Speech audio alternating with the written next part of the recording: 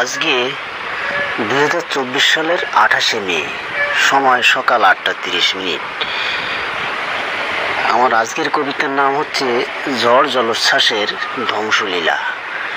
1970 সালের 12 নভেম্বর ভোলা ঘূর্ণিঝড় শ্রেষ্ঠ বলে জানি। 33 ফুট উচ্চতার জলোচ্ছ্বাসে ঘটে 5 লক্ষ লোকের প্রাণহানি। 1991 সালের 29 এপ্রিল চট্টগ্রামের মানুষ আজও করে স্মরণ।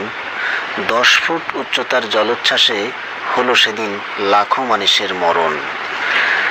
2007 সালের 15 নভেম্বর ঝড়ের নামটি ছিল সিডর। এক নিমেষে ধ্বংস করে উপকূলের লক্ষ বাড়ি ঘর। 2009 সালের 26 মে নাম বদলে ফিরল আবার আইলা। দেশের দক্ষিণ অঞ্চল ডুবিয়ে দিয়ে সব তো গিলে খাইলা।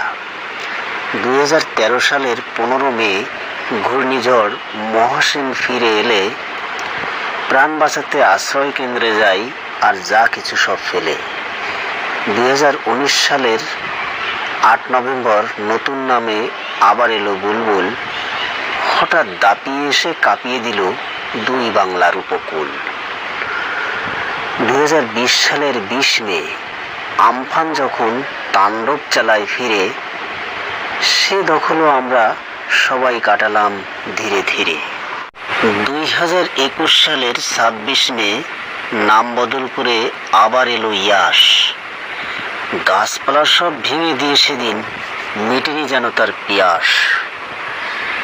2023 সালের 24 অক্টোবর ঝড়ের নাম ছিল হামুন।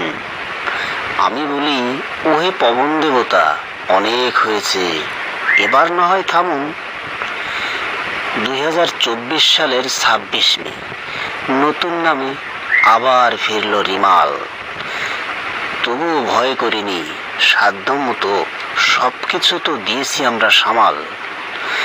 ঝড় জলোচ্ছ্বাস হোক না যতই তীব্র কিংবা হোক না যতই অল্প, দুর্যোগে প্রাণ বাঁচাতে আশ্রয় কেন্দ্রের হয় না বিকল্প।